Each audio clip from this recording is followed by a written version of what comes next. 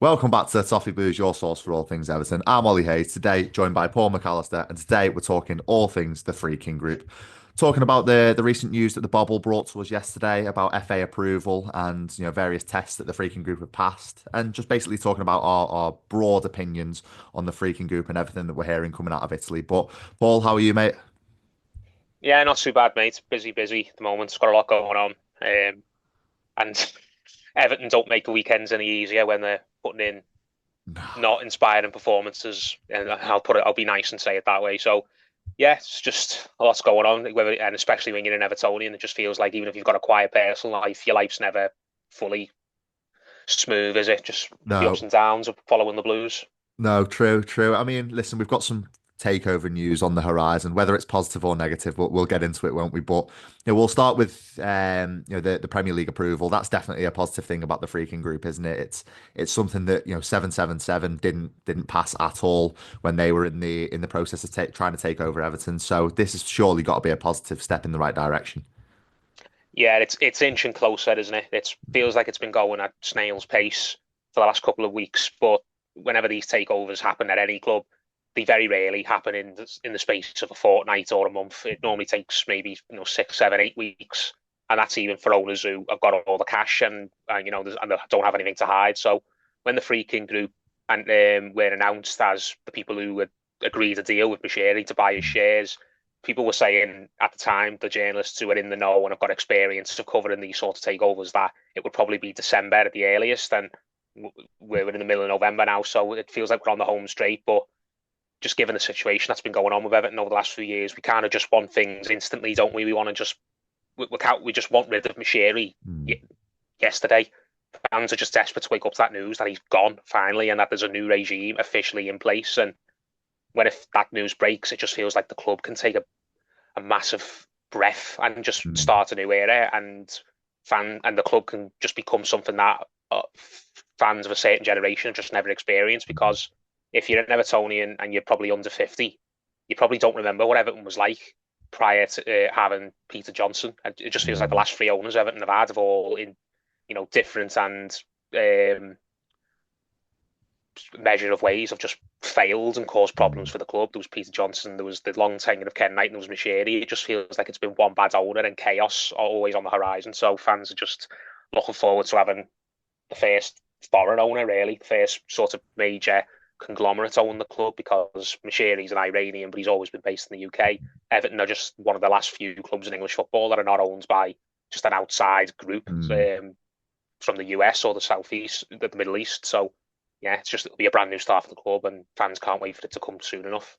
Yeah, definitely. As you said, it's that light at the end of the tunnel that we've all been waiting for so long. You spot on with the Mashiri days. It just feels like it's been so turbulent, especially these last 10 years where we've had major transfers which we thought would come good for us. You look at players like Gylfi Sigurdsson, we spent 50 million on him, but also players like Yannick Bolasie who got injured, Jean-Philippe Gbamin that got injured. They're just a few of the names in the Farhad Moshiri reign, which you can kind of point at and go, they were very, very poor decisions. But no, you're right. I think, as you said, we're one of these teams that haven't got an outsider owner. We're one of these teams that, have always been managed by predominantly people in the UK or a local businessman, which Ken Wright was during his time at Everton. So I think it's definitely something to be excited about. I think there's, as you said, a light at the end of the tunnel. We're coming to the end of it now. We're getting to a point where they're passing all the regulatory checks that they need to. I think Premier League approval is just the last one that they need to pass.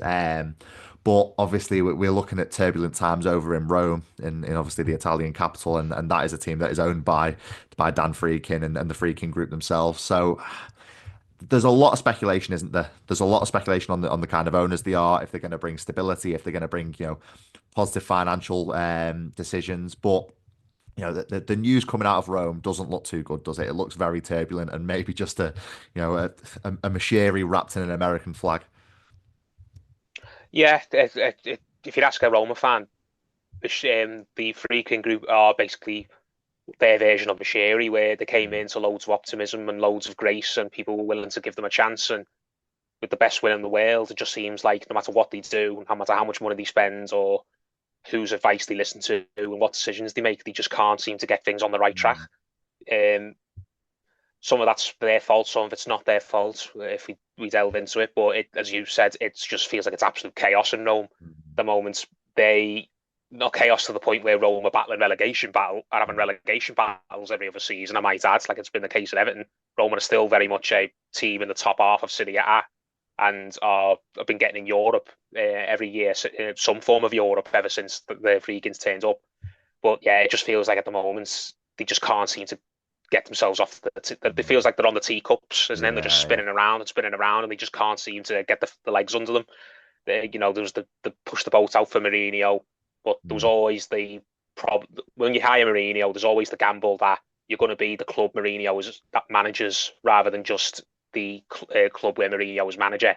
Do Mm. you know what I mean? Yeah, yeah, Mourinho's yeah. always going to be the hottest story in town, and that's what happened. Mourinho ended up overshadowing Roma, and Mm. though he got the trophy in the first season, he wasn't brought in to win the Europa Conference League. He was on to Mm. kick Roma on and hopefully challenging for league titles and hopefully doing something in the bigger European competitions. And it wasn't going that way at all. It was a couple of sixth place finishes, and they were finishing sixth higher under previous managers. So they dispensed with Mourinho. They went for they did then they went the Man United route with Solskjaer. And what we did with Duncan Ferguson. They just hired a popular interim manager, an ex-player who they would buy them some time, and then, like United, very naively just gave him a long-term deal after a few good results when they actually should have stopped and took a breath and thought, right, what direction do we want to go in long term? We Mm. don't want to just make an appointment who the fans are going to have a cool song for. We want an appointment who are positive in 3-4 seasons, can kick us on and get us, in where we want to be, whether that's in Mm. the Champions League or that's winning the Italian league. And De Rossi just didn't have the CV for that. Yeah. I think that was the first senior team De Rossi had ever managed. Mm. So that was a silly Yeah, yeah. decision on their part. And then they've just went and sacked again the guy who they replaced De Rossi with. I can't remember his name, Yorick or someone Ivan like that. Joric, yeah, yeah, Joric. Yorick, yeah, who I don't know enough. I don't know a lot about, but given his record, he seemed like a pretty, decent, stable hand. Mm. I think he managed Bologna. Prior to that, he was Yeah, yeah. always a sort of manager who would do well at the middling clubs that weren't really expected to do anything, didn't have raucous fan bases, but you wouldn't expect to ever be in any trouble. And the, the problem with Roma, the reason he was unpopular with Roma fans, is not necessarily partly because he had replaced De Rossi, and anyone who Mm. just wasn't De Rossi was going to have a hard time winning the fans over because they were so upset at how he was treated. But Yorick, is seen as a bit of a boys' club appointment because Mm. his agent had very good relationships with the agent of who was the lady CEO who they've just forced out the club. Saruku, Lena Saruku. Saruku, yeah, he was seen very much as a Saruku's friend, like Mm. Saruku doing her agent friend a favour by giving their manager a job. It wasn't seen by Roma fans as them casting the net far and wide and going out and getting someone quality who could come in and fix some problems and lay the marker down. It was just seen as, oh yeah, we've sacked De Rossi. Let's just get a guy who'll do it for cheap, who my mate knows. Yeah, yeah. So he hasn't lasted very long at all, and he wasn't the right appointment anyway. As I said, he just didn't inspire anyone. He didn't inspire the players. He picked a few fights with senior players at Roma that a wiser manager wouldn't have done. So Mm. he's lasted not even 2 months, and now he's out the Yeah. door. So they're on the fourth manager in um, a calendar year. When was Yeah. Mourinho sacked back in January? Yeah, I think it was. Yeah, I Yeah, think so they're in a if they calendar year. appoint Yeah. someone this, if they appoint someone this before Christmas, they'll be on their fourth permanent manager before the season's out. It's Inside 12 months, which is insane. it's not So stability, it's that is it? That's no, that's that's one thing it's that something us. It's something that Yeah. Farhad Mashiri would do. So it's just going all wrong at Roma at the moment, and some of that's the Freakin's fault because they've just been very naive with the decision Mm. making and they've listened to the wrong people, and some of it's not their fault. It wasn't, it's nothing the Freakins have done that merited the Roma fans turning up at Suruku's house and demanding Yeah. she be brought out to turning up at the training ground and demanding that she be frog marched out to answer in front of them. That's something that Evertonians don't do as much as the Yeah. ex-board try to paint us that way. Yeah. Yeah. Evertonians are not going to, physically try and attack Mm. board members just out when they're unhappy. So, but yeah, it just seems like it's an absolute tailspin at Roma, and you can see why there's a lot of suspicion in Italy, Mm. especially amongst the sort of Roma ultras that the Freakins are looking for a way out of the club. That they're Yeah. Yeah. basically Yeah. dumping them. They want to just put all their eggs in the Everton basket. They want a quieter life. They think that Everton, with their new stadium and the fact that we're in the Premier League, which has a much higher revenue than Mm. Italy, that Roma are just basically uh, the pet Mm. that they're not interested That, anymore. Like having a pet cat or a pet dog, and now Everton are your firstborn baby, so you don't care about your pet, your dog anymore. It's going to have to take a back seat to your baby. So that's why the yeah, way they're feeling. But I think if you apply it to Everton as well, obviously what we've not wanted for all this time, we've not wanted an owner that's taking outside influence and taking that as gospel. If you look at Farhad Moshiri, he took Kia Jarabshan's word for absolute gospel in some of the signings that we made. You look at Anwar El Ghazi, for example, that the signing that was made, that was purely Kia Jarabshan and obviously Luca Dean going the other way to Aston Mino Villa. Raiola as well. Dasm Yeah, Brands just came out last week and said that Mino Raiola basically talked Farhad Moshiri into signing Mario Balotelli, and that the only reason that transfer mental, didn't isn't it? happen is because Brands basically stepped in and basically threatened to resign if it didn't happen.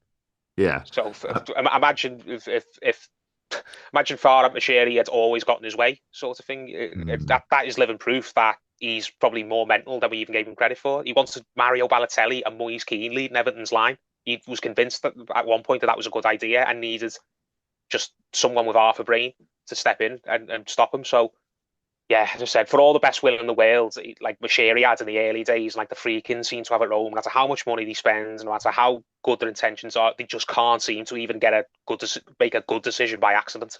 Yeah, defo. Just to wrap it up, I mean, what are your final feelings about them coming in? Are you excited? Are you worried about that they might replicate what they've done at Roma? I personally, I think I'm a little bit apprehensive just by seeing all the stuff that's coming out of Rome and all the news. But what are your thoughts on it? It's very mixed because yes, I'm apprehensive because their record at Roma so far isn't great. They've made a hash of it. Maybe they stay at Roma and they're able to turn that around because they haven't been there terribly long. I think they got in was it 2021? They Yeah, brought into I the think it club. was So end of 2020. I think it was. I think it was just yeah, on so the back end of lockdown. they've been there 3 4 years. There's no That's not long for for Mm. someone to own a football club, and so I still find it crazy that Mashiri's been here over 10 years. Or is it 10 Yeah, years yeah, or is it 8 or 9? 2016 he came in. yeah. Yeah, but 3 4 5 years is not long in football ownership. So there's still every chance that if they stay involved at Roma, that they can fix the problems there. They can turn it round and make the Roma fans come back to them again. But one thing I'm apprehensive about is I don't really think there's any other examples in European football, at least, of the same ownership group owning two clubs in different countries that was sort of similar in Mm. size. So you have to decide which one is your priority Yeah, because yeah, yeah. you're always going to get your Ineoses and people like that who own Man United, and then they've got a couple of other clubs kind of floating around underneath. They've Mm. got Nice and, Nice, and teams like Savali, that. yeah, and even 777. Mm. They had their Hertha Berlin and Genoa, yeah, they had Genoa, teams like but that. teams like that. But they also had like teams, Red Star Belgrade, and Mm. there was always a very clear pecking order. And Yeah, yeah. if the Freakins get over the line by Everton, it's kind of where do Everton fall in the pecking order at Roma, because the two clubs that are very similar in size in terms of what our ambitions are. Roma are probably looking at it and thinking in the next 3 4 years we want to be in the Champions League. We want to be maybe winning a trophy Mm. every other year.